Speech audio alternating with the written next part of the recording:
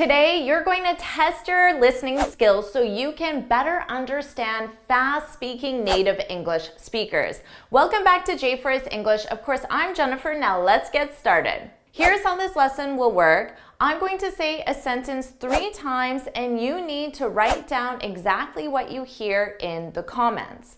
After, I'll explain what I said and I'll explain the pronunciation changes that take place in fast English and I'll explain the advanced vocabulary that I used. Are you ready to get started? Remember, I'll say each sentence 3 times. That's out of our budget. That's out of our budget. That's out of our budget. Did you get this one? I said, that's out of our budget. Let's talk about the pronunciation changes. Notice that's. This is a contraction of that is, that's. Now we have out of. We can combine these two sounds together and it will sound like outa, outa. That's outa our budget, our. Notice the word is our because it's a possessive, our budget. The budget belongs to us, but I pronounce it just as a very unstressed our budget, our budget. But based on the context, it's obvious that it's not the verb to be, are, and it is in fact our, the possessive. That's out of our budget. Do you know what this means?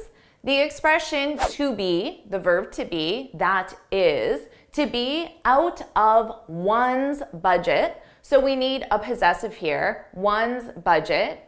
That's another way of simply saying that something is too expensive.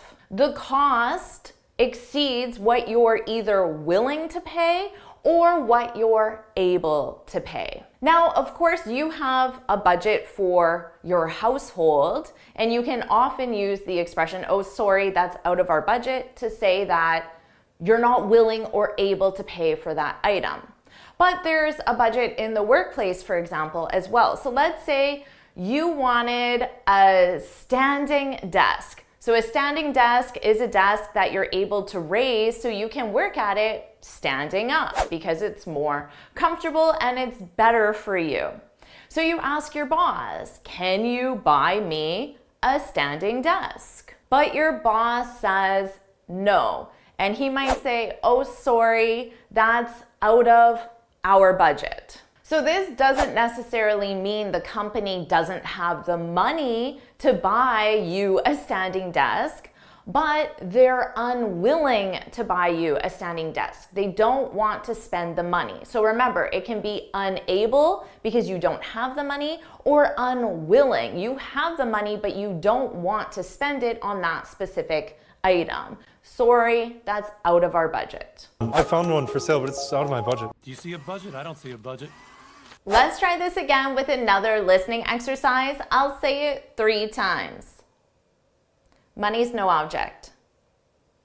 Money's no object. Money's no object. This one was easy, right? I said money is no object. Notice at the beginning here, monies. Money is, this is a contraction, monies. Money's no object. Now, it's important that you hear these contractions because they're necessary for grammar, because the expression is to be no object.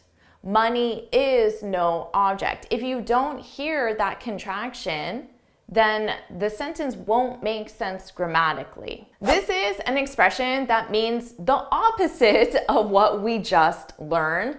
If you say money is no object, it means that the cost of something is not a concern or a limitation. So basically, you're saying, I'm willing to pay any price for this specific item. It's common to use this in specific situations. Maybe it's your husband or your wife, your best friend, your mother's birthday, and it's a very special birthday. So on this specific occasion, for planning that special someone's birthday, money's no object. So you might say, can you recommend somewhere special for my husband's birthday? Now, when someone recommends something, of course they're going to think about the price. So you can tell the person, and money is no object. So they know that they can recommend the most expensive restaurant and you're comfortable with that in this specific situation. Or maybe in our last example, you asked your boss to buy you a standing desk and he said, okay, sure, we'll buy you a standing desk. So you can go into the store and you can say, my boss is paying for this desk, so money's no object. Money's no object, as you probably know. Sure, money's no object. Okay. I told you, money's no object. Let's try this again with another listening exercise. I'll say it 3 times. I'm beyond livid. I'm beyond livid. I'm beyond livid. I said, I'm beyond livid. For pronunciation, just notice that contraction, I'm beyond livid. What does livid mean? Well, it's an adjective that means extremely angry. I'm livid. Now, when we add beyond, this is an intensifier. So extremely angry, livid is already very intense, but if you add beyond livid, it makes it 10 times stronger. I'm extremely angry. I'm beyond livid. Just remember to conjugate that verb to be. So if you're speaking about a past emotion, you could say, I was beyond livid when my boss denied my desk reimbursement. So here, a desk reimbursement is when you pay for something, and if you're reimbursed, it means someone gives you that money after, usually your company. But in this case, your boss denied your desk reimbursement, even though in the last example, you bought the most expensive desk because remember, money was no object, but now you have to pay for that very expensive desk. So that's why you were beyond livid. You can use beyond to intensify any emotion, any adjective. She was beyond happy when she passed her IELTS. I'm beyond awful. I'm beyond scared. That is beyond exciting. Let's try this one more time. I'll say it 3 times. Her comment's been gnawing at me. Her comment's been gnawing at me. Her comment's been gnawing at me.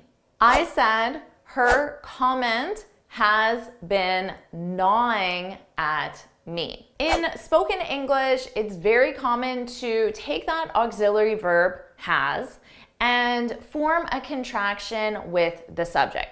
This is more informal, but it happens most of the time by native speakers in spoken English. Her comment's been gnawing at me. So you have to hear that auxiliary verb in the contraction. But the sentence structure tells you that the contraction is there because grammatically it's required. Now, in written English, it would be more common and proper to say her comment has been gnawing at me. But even if I were to see that in written form, if I were to read it out loud, I would just automatically form that contraction in spoken English. Notice that pronunciation for gnawing, that G is silent. Gnawing, gnawing. Her comment's been gnawing at me. What does this mean? The expression is to gnaw at someone.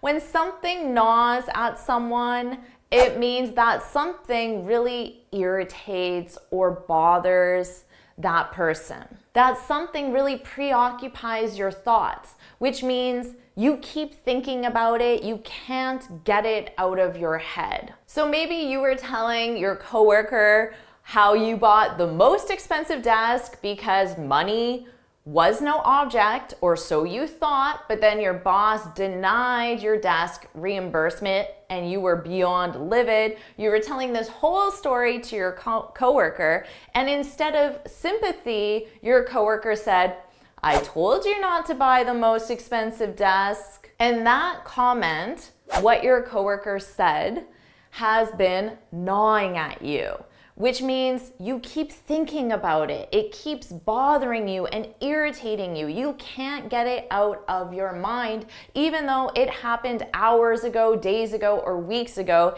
It's been gnawing at you. Something was still gnawing at me. How it's secretly gnawing away at you.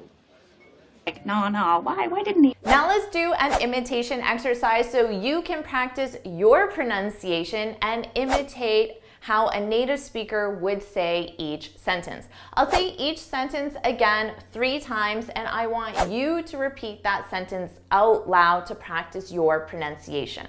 That's out of our budget. That's out of our budget. That's out of our budget. Money's no object. Money's no object. Money's no object. I'm beyond livid. I'm beyond livid. I'm beyond livid. Her comment's been gnawing at me. Her comment's been gnawing at me. Her comment's been gnawing at me. Did you enjoy this lesson? Do you want me to make more lessons just like this? If you do, then put beyond excited in the comments so I know that you're beyond excited to watch my next video just like this.